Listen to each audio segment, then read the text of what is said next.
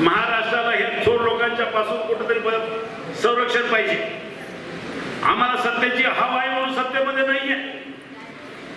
आज नाईलाजास्तव आम्ही सत्तेमध्ये जरी असलो तरी आमच्या दृष्टीने आम्ही सत्तेमध्ये असून सत्तेच्या विरोधामध्ये सुद्धा संघर्ष करण्याची धमक फक्त आमच्यामध्ये आहे.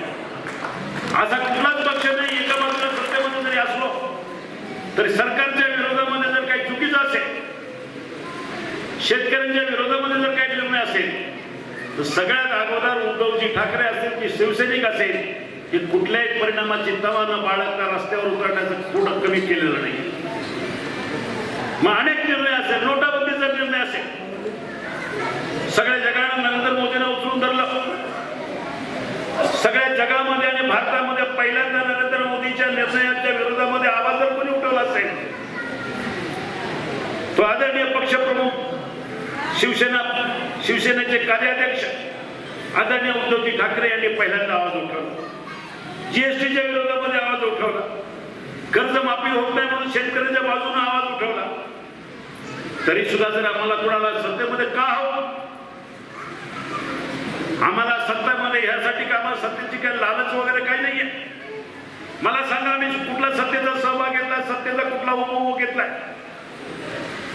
आज या सत्तेमध्ये मला स्पष्टपणे सांगावं वाटतंय, सत्तेचा फायदा जर जिल्ह्यामध्ये ग्रामीण भागामध्ये कुणाला झाला असेल तर आमच्यापेक्षा जास्त राष्ट्रवादीवाल्यांना झालेला. तरी सुद्धा ते सत्तेच्या विरोधामध्ये ओरडत असतात. आम्ही सत्तेला चिकटून राहत नाहीये. आमच्यावर जर या सरकारकडनं जर अन्याय झाला असला तर आम्ही सहन करत असतो. कारण आम्हाला या सत्तेच्या राज्यामध्ये कुठेतरी स्थैर्यता पाहिजे. उद्या ज्यांनी 15 वर्ष भ्रष्टाचार केला तीच लोक सत्तेमध्ये ना. आणि म्हणून आम्ही या निमित्तानं आज शेतकऱ्यांची बाजू नसेल, गोरगरिबांची बाजू असेल, रस्त्यावर उतरण्याचं काम करतो. आता लोकसभेच्या निवडणुका आल्या.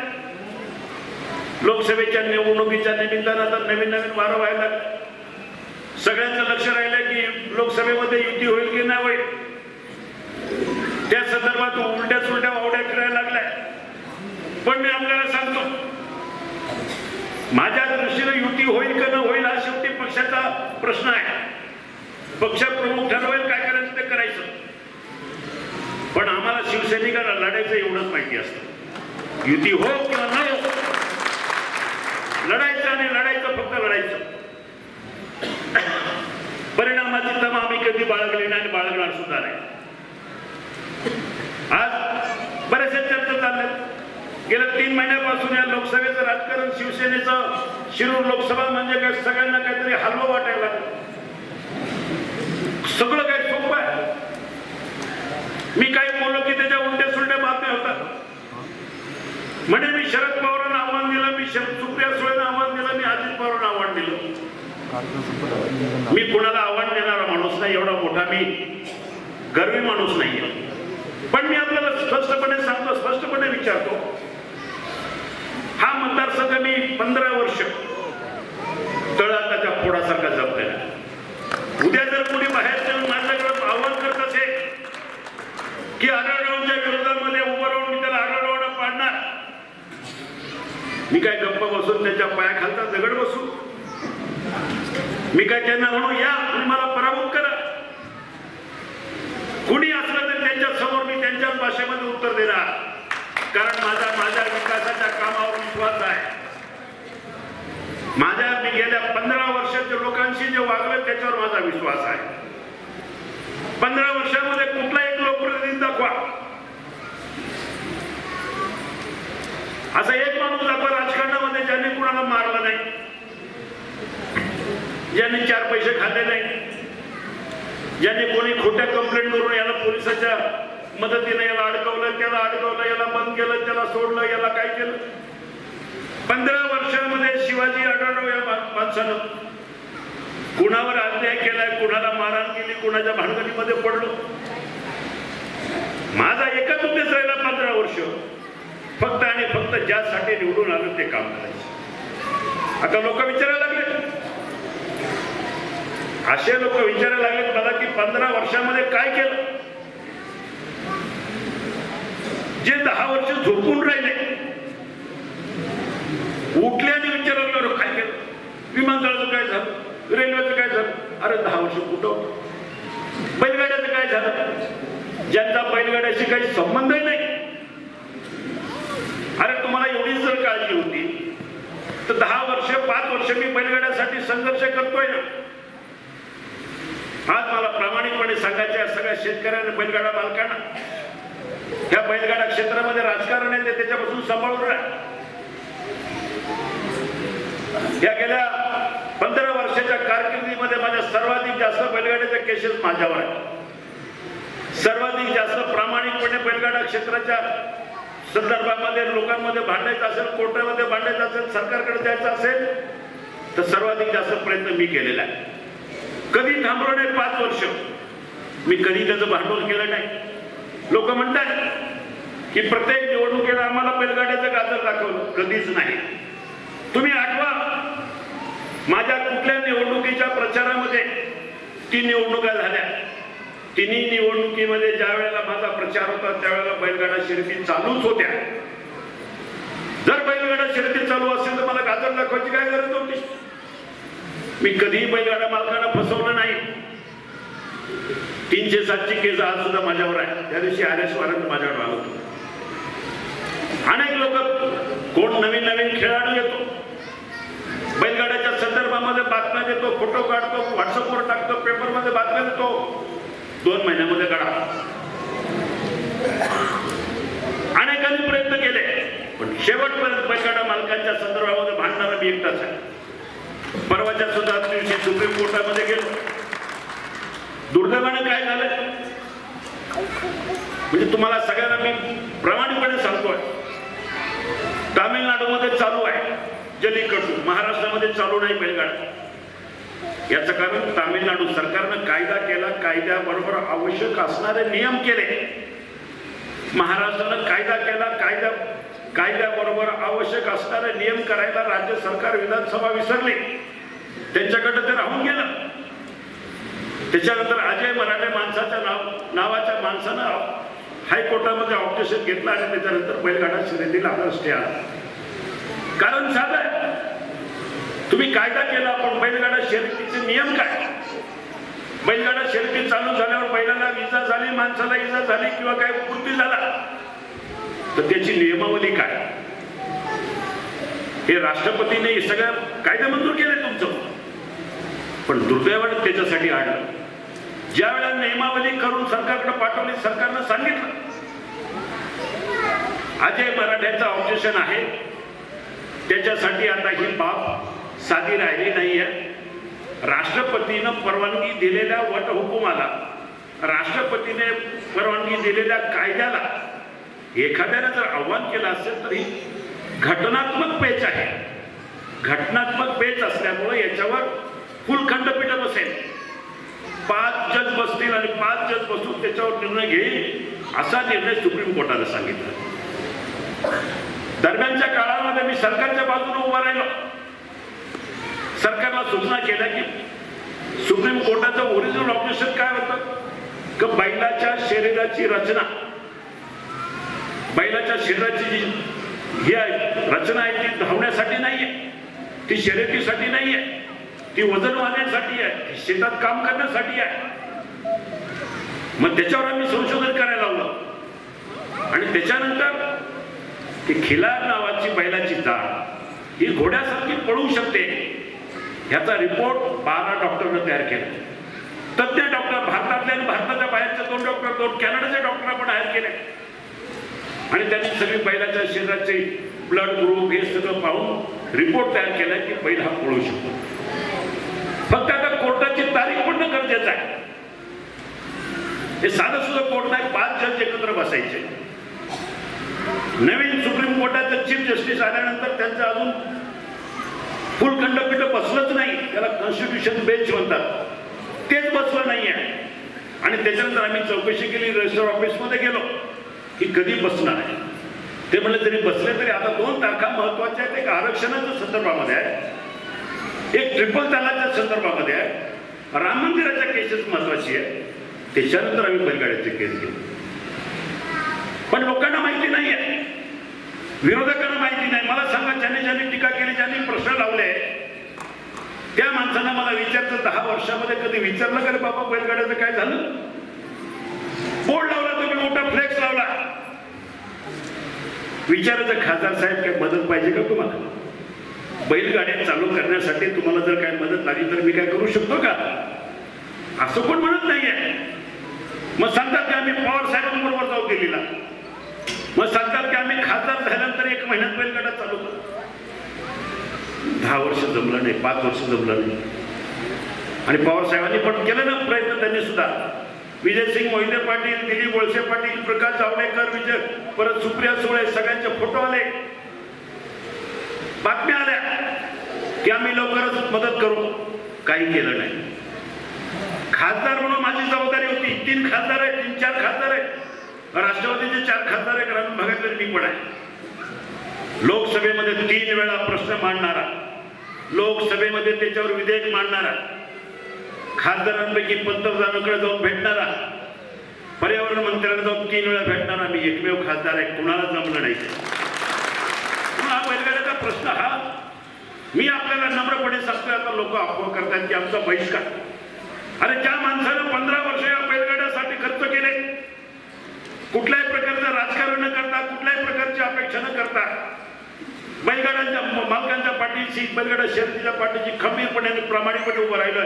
ते मतासाठी नाही, तर कारण मला त्या बैलगाडा मालकांची सुरुवातीपासून जे राजकारण नव्हतं तेव्हापासून मी बैलगाडा मालकांसाठी विमा योजना चालू केलेली आहे.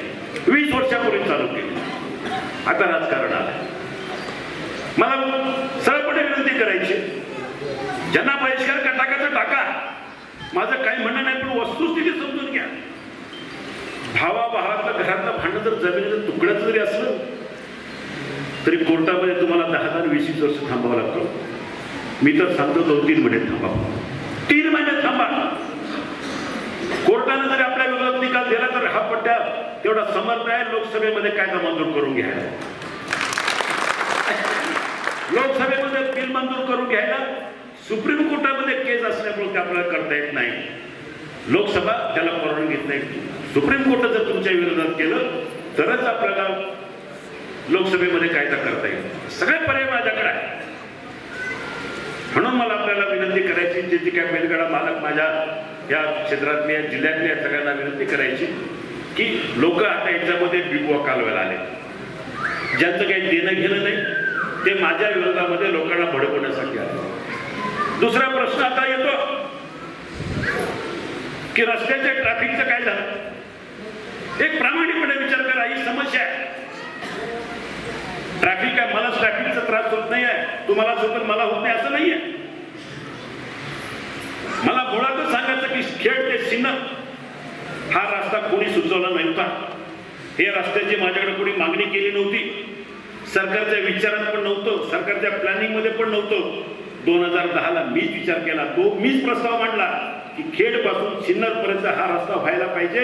ही मागणीच माझी मुळात आहे. जनतेची मागणी नव्हती, सरकारच्या आराखड्यामध्ये नव्हतं, सरकारच्या प्लॅनिंग मध्ये पण नव्हतं, पण माझ्या दृष्टिक्षेपामध्ये होतं. त्याची सुरुवात मी केली 2010. 2 वर्ष भांडलं. 2012ला मंजूर झालं, 13ला टेंडर झालं, 14ला काम चालू झालं. 2016ला सगळं होणार होतं. कामही झाले, जवळजवळ 80% काम झालंय. आळेफाट्यापर्यंत काम झालं. 5 ठिकाणी का झालं नाही काम. एक विचार करा तुम्ही सगळ्यांनी. जे लोक ट्रॅफिकचा आरोप माझ्यावर करतात किंवा सरकारवर करतात त्या सगळ्यांना मला प्रामाणिकपणे विचारायचं, फक्त आणि फक्त शेतकऱ्याच्या जागेचं भूसंपादन झालं नाही म्हणून आपल्याला हे काम करतात. 2 वर्ष त्याच्यामध्ये गेले. 2016ला हे काम पूर्ण होणार होतं. सगळे बायपासेस आणि खेडचा घाट, पेठचा घाट सगळं काय. 16ला काम पूर्ण होतं, पण 16-17 पर्यंत जागेची ताब आपल्याकडे नाहीये. दरम्यानच्या काळात जी कंपनी काम करत होती त्या कंपनीने सरकारवर क्लेम ठोकला की जागा आम्हाला वेळेवर ताब्यात न आल्यामुळे, काही लोकांनी आम्हाला रूम मध्ये कोंडून ठेवल्यामुळे, काही लोकांनी आम्हाला आणि जागा ताब्यात न मिळाल्यामुळे आम्हाला आमचं 750 कोटी रुपयाचं नुकसान झालं. त्यांनी केस ठोकली सरकारवर आणि दरम्यानच्या काळामध्ये ती कंपनी दिवाळखोरीत निघाली. इतकी दिवाळखोरीत निघाली की ती कंपनी तशी सरकारची आहे. IL&FS कंपनी आज रस्त्याचा कॉन्ट्रॅक्टर कोण खाजगी नाही आहे, सरकारी माणूस आहे, सरकारी कंपनी आहे. 75,000 कोटी रुपयाचं त्याचं नुकसान झालं. त्याने आता हात वर केले की आता आम्ही कामच करू शकत नाही. अशा परिस्थितीमध्ये करणार काय?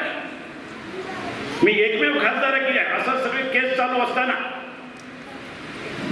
केंद्र सरकार बरोबर केंद्र सरकारच्या विषयावर भांडून लोकसभेमध्ये 2 वेळा हा प्रश्न उपस्थित केला.